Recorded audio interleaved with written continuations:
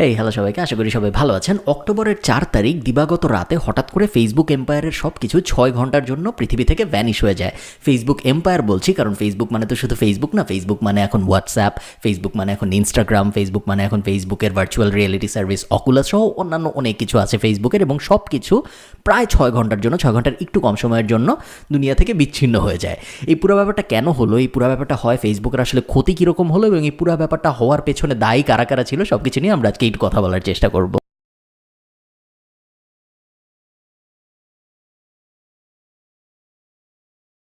এটা কিন্তু আমার টেম্পোরারি ব্যাকগ্রাউন্ড। আমি নতুন বাসা বদলেছি, নতুন বাসায় উঠেছি। এটা আমার এখন সামনে কোনো টেবিল নেই, খুব অদ্ভুত একটা সেট আপের মধ্যে আমি আছি।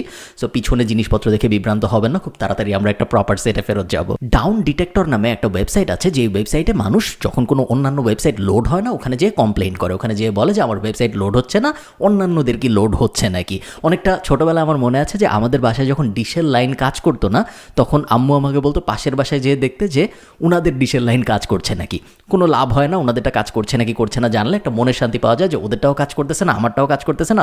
সবার যদি একসাথে একটা সমস্যা হয়, তার মানে সমস্যাটা আসলে আমার সমস্যা না। ঠিক একইভাবে এই ওয়েবসাইটের ভেতরে মানুষ যে কমপ্লেন করা শুরু করলো যে ফেসবুক এবং ফেসবুকের এম্পায়ারের ভেতরে যা যা আছে তার কোনো কিছুই কাজ করছে না।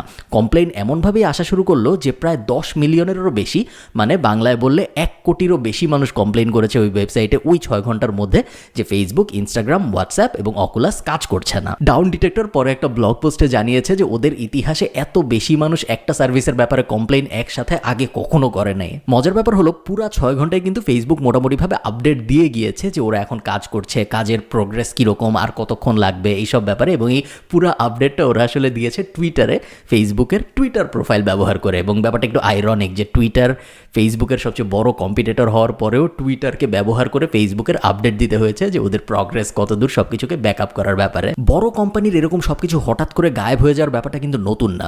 গত ডিসেম্বরে, আমি জানি না আপনাদের মনে আছে নাকি, হঠাৎ করে গুগলের ক্লাউড সার্ভিসের সব কিছু কাজ করা বন্ধ করে দিয়েছিল। গুগল ডক বলেন, গুগল ড্রাইভ বলেন, এই ধরনের যত কিছু আছে সব কিছু কিন্তু প্রায় 1 ঘন্টার জন্য ডিসেম্বরে ক্রিসমাসের আগে আগে কাজ করে নাই। আমরা অনেকেই যারা জি সুইট ব্যবহার করি তারা এই ব্যাপারটা খুব হারে হারে টের পেয়েছিলাম ওই দিন। বাট এটা মূলত 1 ঘন্টার জন্য ছিল, যেই কারণে খুব বাজেভাবে কাউকেই সেরকম এফেক্ট করেনি। এবং এটা পুরো পৃথিবীতে হয় নাই, কোনো কোনো রিজিয়নে হয়েছিল, যেটাও আরেকটা বড় কারণ যে এটা কেন একটা গ্লোবাল নিউজ হয়নি বা গুগলের শেয়ার প্রাইসে কেন অত বড় এফেক্ট ফেলে নাই ব্যাপারটা। শুরুতে যখন সবকিছু অফলাইনে চলে গেল তখন সবাই ভেবেছিল যে এরকম টেম্পোরারি ডাউন টাইম প্রায়ই হয়, খুব একটা ভালো ব্যাপার না। বাট হতে দেখেছি আমরা আগেও 1 থেকে 2 মিনিটের মধ্যে হয়তো আবার সব কিছু ব্যাকআপে নর্মালি চলে আসবে অনলাইনে। বাট যখন 10 থেকে 20 মিনিট গেল এবং কোনো কিছুই অনলাইনে আসছিল না, এবং একই সাথে যেহেতু সব কয়টা সার্ভিস ডাউন, সবাই ভাবা শুরু করলো যে কোনো হ্যাকার রিলেটেড ঘটনা নাকি, এটা কেউ হ্যাক করার চেষ্টা করেছে নাকি, বা ফেসবুকের সার্ভারে বড় ধরনের কোনো সমস্যা হয়েছে নাকি। ফেসবুক খুব তাড়াতাড়ি জানিয়ে দেয় যে না, হ্যাকার রিলেটেড কোনো ঘটনা না, তাদের সার্ভারে একটা সমস্যা হয়েছে, যে সমস্যাটা নিয়ে আমরা এখন আসলে কথা বলার চেষ্টা করবো একটু। দেখেন, একটা ওয়েবসাইট তো আসলে কিছু ডাটার সমষ্টি ছাড়া আর কিছুই না, তাই না? আপনি যখন khalidfarhan.com-এ যান, আপনি কিছু টেক্সট দেখেন, আপনি হয়তো একটা ইমেজ দেখেন, আপনি হয়তো একটা ভিডিও দেখেন, এগুলো কি আসলে? এগুলো তো আসলে ডেটাই, তাই না? আর তো কিছু না। তো কথা হলো, আপনার ওয়েব ব্রাউজারে আপনি যখন khalidfarhan.com লিখছেন, তখন আমার ওয়েবসাইটটাই কেন আপনার ওয়েব ব্রাউজারে লোড হচ্ছে? আপনার ওয়েব ব্রাউজার বুঝলো কেমনে যে khalidfarhan.com লিখলে কোন ইমেজগুলা, কোন টেক্সটগুলা, কোন বাটনগুলার সমষ্টিটা আপনাকে দেখাতে হবে? আমি তো আপনার কম্পিউটারে যেয়ে কিছু লোড করে আসি নাই, তাই না? তো যা হয়, আমি যদি ব্রডলি বোঝানোর চেষ্টা করি, মানুষ ওয়েবসাইট বানায় একটা সার্ভারে রাখে, যেটাকে সাধারণভাবে বলা হয় হোস্টিং সার্ভার। এই সার্ভারের ভেতরে সব ফাইল থাকে। সো আমি khalidfarhan.com-এর ভিতর যা যা থাকার কথা সব আমার সার্ভারের ভেতরে রেখেছি। এখন এই সার্ভারের ভেতর যখন আপনি কিছু রাখেন, তখন এই সার্ভার আপনাকে কিছু আইডেন্টিফিকেশন ডেটা দেয়, যেটাকে বলে ডিএনএস বা ডোমেইন নেম সার্ভার ডেটা। এবং এই ডাটাটাকে আপনি আপনার ডোমেইনের নামের সাথে khalidfarhan.com-এর সাথে সংযুক্ত করেন, যাতে করে আপনার ব্রাউজারকে আপনি যখন বলেন যে khalidfarhan.com-এ যাও, আপনার ব্রাউজার মূলত যে কাজটা করে সেটা হলো বোঝার চেষ্টা করে khalidfarhan.com-এ যাওয়া মানে আসলে কোন আইপিতে যাওয়া বা কোন ডিএনএসে যাওয়া। এটা যখন এই ব্রাউজার বুঝে ফেলে, তখন ব্রাউজার বুঝে যে কোন জায়গার থেকে ডেটা নিয়ে আপনার ব্রাউজারে লোড করে আপনাকে দেখাইতে হবে। সো 3টা পার্টি আপনি যদি একটু চিন্তা করেন, আপনার ব্রাউজারের কাজ কি? কোনো একটা ডোমেইন নাম ওকে দিলে, কোনো একটা ডোমেইনের নাম ওকে দিলে, facebook.com, google.com, khalidfarhan.com, এগুলো সব ডোমেইনের নাম। সো ব্রাউজারের কাজ হলো কোনো একটা ডোমেইনের নাম ব্রাউজারকে দিলে ব্রাউজার বোঝার চেষ্টা করে যে এই ডোমেইনের ফাইলগুলো কোন সার্ভারে আছে, সেই সার্ভার থেকে এনে আপনাকে দেখানোর চেষ্টা করবে। সো এই যে এনে দেখানোর চেষ্টা করা, এটা সেকেন্ড পার্ট। এবং থার্ড পার্ট হলো সার্ভারের পার্ট। সো সার্ভারে ডাটা থাকতে হবে, আপনার একটা এমন একটা টুল থাকতে হবে যেটাকে আমরা বলছি ক্রোম ব্রাউজার বা যে কোনো একটা ব্রাউজার বা অ্যাপ, যেটা দিয়ে আপনি ওই ডেটা অ্যাক্সেস নেবেন এবং মাঝখানের এই প্রসেসটা হইতে পারতে হবে, যে প্রসেসটার মাধ্যমে আপনি ডেটা এনে আপনার কম্পিউটারে বা আপনার মোবাইলে দেখবেন।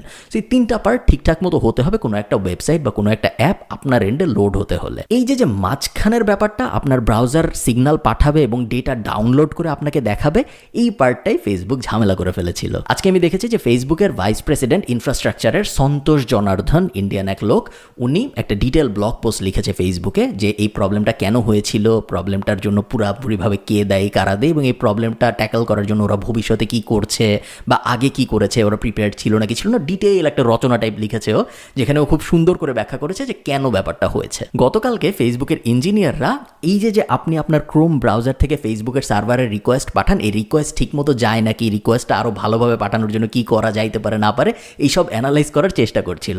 এবং এই অ্যানালাইজ করতে যেয়ে ওরা কিছু কমান্ড এবং কোড লেখে, যেই কমান্ড এবং কোডগুলো ভুল ছিল।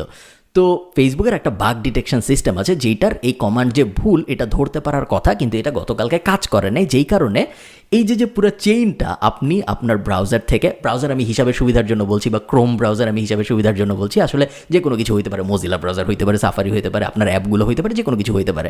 তো এই যে আপনি রিকোয়েস্ট পাঠাচ্ছেন ফেসবুকের সার্ভারে, এই রিকোয়েস্ট পাঠানোর পুরো ব্যাপারটাই বন্ধ হয়ে যায়, কারণ ফেসবুকের সার্ভার এই রিকোয়েস্ট অ্যাকসেপ্ট করার অ্যাবিলিটিটা হারায় ফেলে।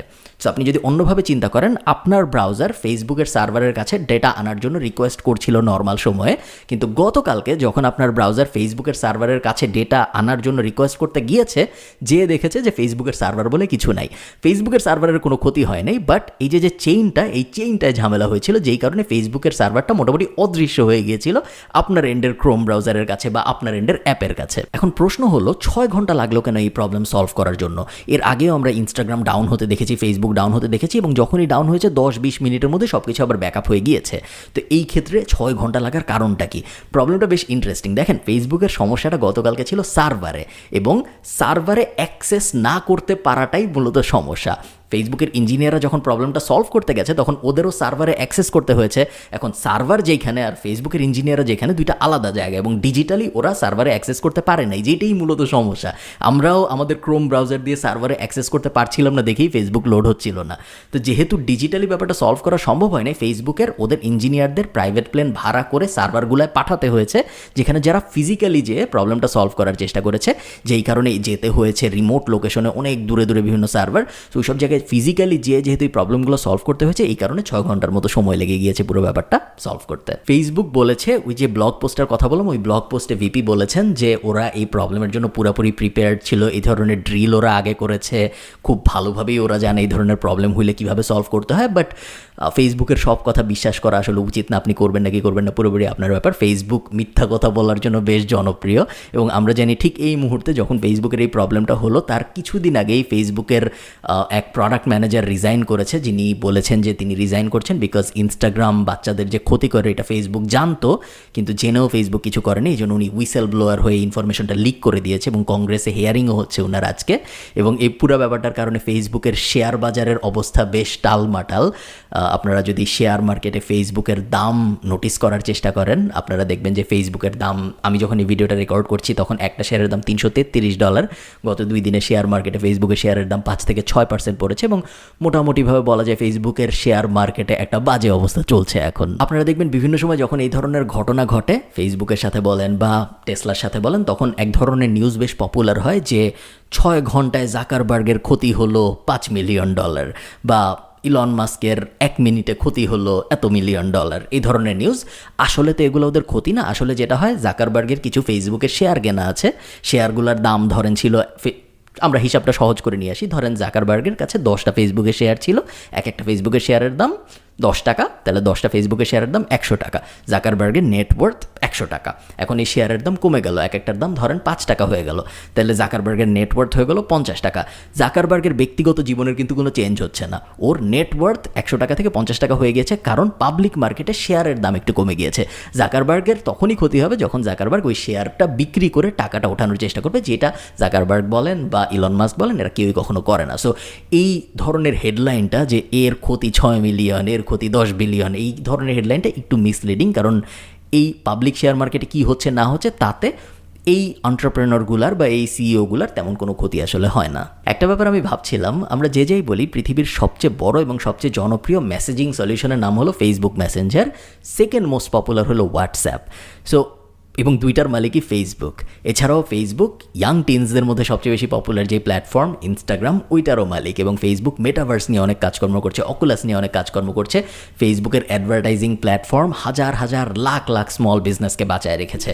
আমার মনে হয় কেন জানি যে মার্ক জাকারবার্গ ইলন মাস্কের মতো অত ফ্ল্যাশি না হওয়ায়, ইলন মাস্কের মতো অত আবোল তাবোল বিষয়ে কমেন্ট না করায়, অত টুইট না করায়, অত ইন্টারভিউ না দেওয়ায়, মার্ক জাকারবার্গ একটু নার্ডি টাইপ, একটু অদ্ভুত টাইপ হওয়ায় ওর ডিউ ক্রেডিটটা কখনো পায় না।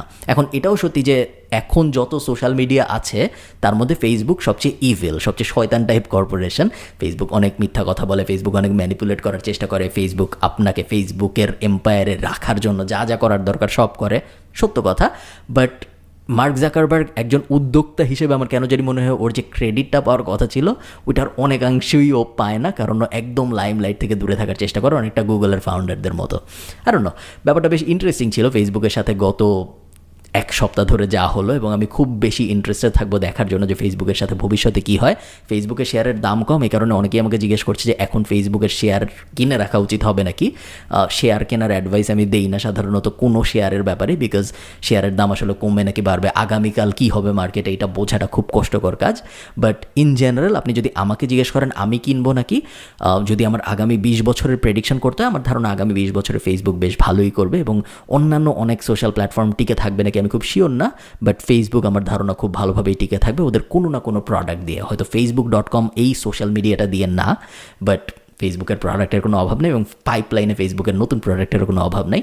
সো ওগুলোর কোনোটা না কোনোটা দিয়ে ফেসবুক খুব ভালোভাবেই রেলেভেন্ট থাকবে বলে আমার মনে হয়। আমি জানি না আপনাদের কি মনে হয়, আমি জানতে খুব আগ্রহী থাকবো ফেসবুক এম্পায়ারটার অবস্থা আগামী 20 বছর পর কী হবে, টিকে থাকবে নাকি থাকবে না, আপনারা আমাকে অবশ্যই কমেন্টে জানাবেন।